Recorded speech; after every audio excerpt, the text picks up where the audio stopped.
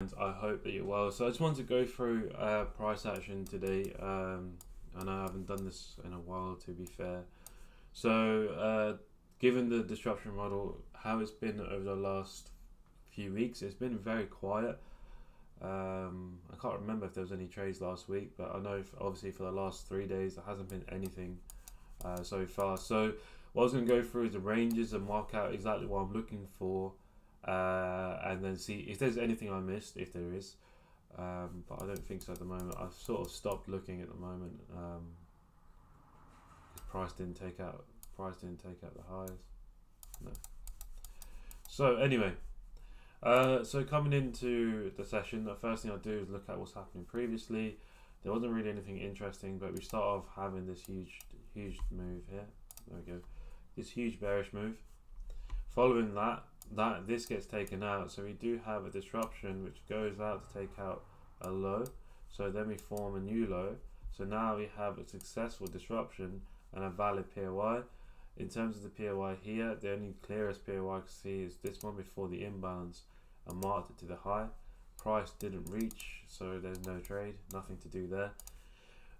Following that, we just had a break of structure, low, high, and then following that again, we had a break of the high, then we had a low, break of structure, then it's literally range after range, so it's low, high, low, high, low, high, low, and then we have a high low candle which goes on to create this high, low, high. We have a bearish break which goes on to create this low, and then we continue creating new lows, which gets created here, low, that's previous high, then this high gets taken. Following that high being taken, we get a new high from this low. This gets taken, and then what happens is, so because what's happened here is that we have this bullish break, then we have a bearish break. The reason why this became a POI is because here we have this bullish break, we have a disruption, and then we have a high being created. No entry was present there, prices came flying through, but then because of this break it made this become a POI, but then what we had was this high and low. So because once this high was created, this disruption was completely invalidated, so that POI was no longer valid. So just to clarify, because I think I didn't explain that too well, is that we had a bullish break going here, then we had a disruption followed by a bullish break. So that's a successful disruption as a low was taken, but there's no continuation of lows being created. It created a new high. So that was a valid disruption, liquidity taken, and now we've got the new POI. But obviously, price didn't present with anything. And then came 8 o'clock, where we have obviously London Open, and we had this impulsive move. Then I was like, oh, okay, doesn't make sense. There's no entry. Anyway, I continued to follow because, to be fair, the impulse wasn't that bad. It wasn't like that massive, to be fair, for me to do anything. But anyway, we ended up having a break of structure, low, high, then we have a low and a high, low, high, break of structure, new high from this low, which gets taken out. From this high, again, we have another form of disruption, I believe. Why did I do this? Ah, yes. Okay, so here what we had was a bullish break, then the low was taken out, and then we had a bullish break. Again, no entry present there, no disruption, no entry on disruption, sorry. So we continue creating a new high from this low, sorry, this high was previous high, from this low, low, high, then it gets taken out, and then we just continue making lows at this point, low, low, low, low. And now all it's done is just stuck with it between this range low and the range high.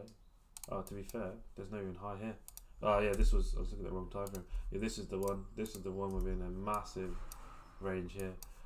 So we can't really do too much in this case. All we have to do is just wait, but I think for now, I'm just gonna sit this one out. There's nothing really further to do. That's enough of a move to miss. like in terms of the session move that I want to catch, it would have been most likely this one, or potentially catching a low somewhere here, and that would have been at least 10R, or that would have been at least 10R. Now we're stuck in this range. We're not going to break it anytime soon, as in within my session finishes in about 15 minutes or so. So at this point, I can't really be bothered. There's no point me following it through. And this is how it's been for the last few weeks. The last 2 days have just been like this, just following range after range, and the disruptions have been the